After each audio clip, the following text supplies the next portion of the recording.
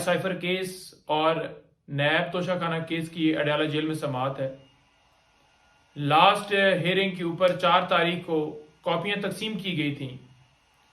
उस ऑर्डर को हमने इस्लामाबाद हाई कोर्ट में चैलेंज किया है और आज फर्द जुर्म के लिए ये डेट मुख्तस की गई है। लग यूं रहा है जैसा कि ट्रायल कोर्ट ने एक अंदिया दिया है कि 4 हफ्तों के अंदर ये ट्रायल जो है इस्लामाबाद हाई कोर्ट ने डायरेक्शन दी हुई है तो ये ख़त्म किया जाएगा। बहुत जल्दी, बहुत उजलत कि जल्दी से जल्दी जो है इस केस के अंदर फैसला सुनाया जाए, सजा दी जाए। आज अडयाला जेल में साइफर केस की भी समाअत है और उसके साथ साथ तोशाखाना केस जो कि नैब के अंदर चल रहा है उसकी जमानत की दरखास्त के ऊपर भी समाअत है। उसमें भी बड़ी जल्दी है। अगर कल वाली डेट से पिछली डेट का थोड़ा सा बताऊं तो उसमें हुआ ये था कि 13 तारीख मुख्तस की गई थी, लेकिन नैब ने अदालत खुलवा के वो डेट जो है वो नज़दीक की करवाई और कल जब हम वहां पर गए हैं तो वकला को भी जाने की इजाज़त नहीं दी गई। दूसरे मीडिया वाले या आम पब्लिक तो दूर की बात है। तो आज उस केस की भी समाअत है। इसके साथ साथ आज मुख्तलिफ केसेस डिस्ट्रिक्ट कोर्ट के अंदर लगे हुए हैं जिनमें इमरान खान साहब का जो रोल है वो 109 का है, जो मैं पहले भी गुजारिश करता रहा हूँ कि इमरान खान साहब की माँ के ऊपर ये ट्रैफिक ब्लॉक हुई या उनके मशवरे के ऊपर जी ये गमला टूटा, ये गाड़ी जली, इस तरह की जो FIRs हैं, तो आज वो भी वहाँ पर लगे हुए हैं केसेस। उसके साथ साथ जो तोशाखाना केस के रिलेटेड जेली रसीदों का केस है वो भी आज डिस्ट्रिक्ट कोर्ट में लगा हुआ है, जिसमें बीबी साहिबा और खान साहब के ऊपर FIR दर्ज की गई है। तो झूठे केसेस हैं सारे। आपने उसकी मिसालें ये भी देख ली कि 9 मई के हवाले से जैसे फ़रख फरीद बलोच साहब ने फैसला दिया और बड़ा वाज़ेह कर दिया कि इसमें खान साहब का कोई कसूर नहीं पाया जाता, कि कैसे कोई बिहाइंड द बार शख्स है तो वो जिसके पास ना फ़ोन की एक्सेस है ना कोई उससे मिला है तो कैसे वो कह सकता है कि आप जलाओ घिराव करो। तो ये एक मुज़क्का खेज़ बात है।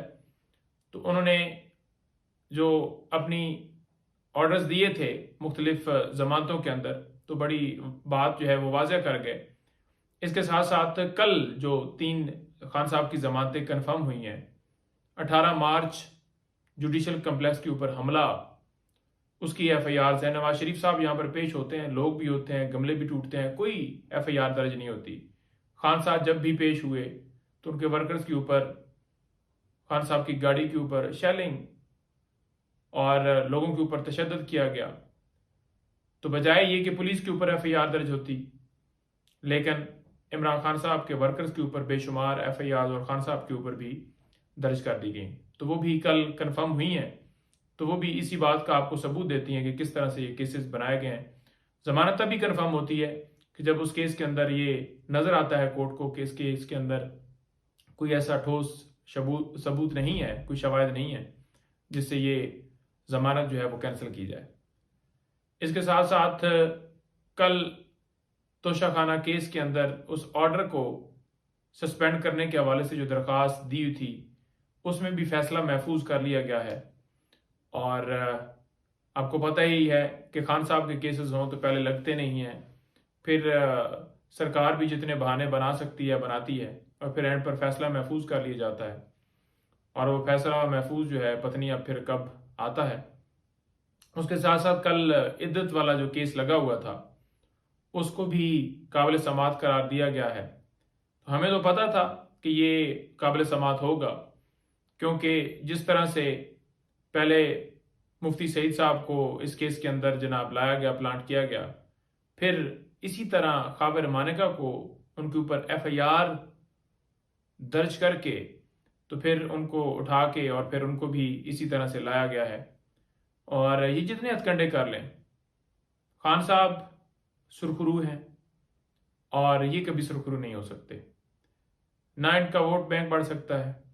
लोग, आप इनके जलसे जुलूस देख रहे हैं कि आए रोज़ लोगों की तादाद कम से कम आपको नज़र आ रही है कि लोग भाग रहे हैं, 70% जो हॉल है वो ही खाली होता है। तो उसी मायूसी के डर से मुझे तो ये लगता है कि नवाज शरीफ साहब जो है ना जल्द वो वापस रवाना होंगे। बहुत शुक्रिया।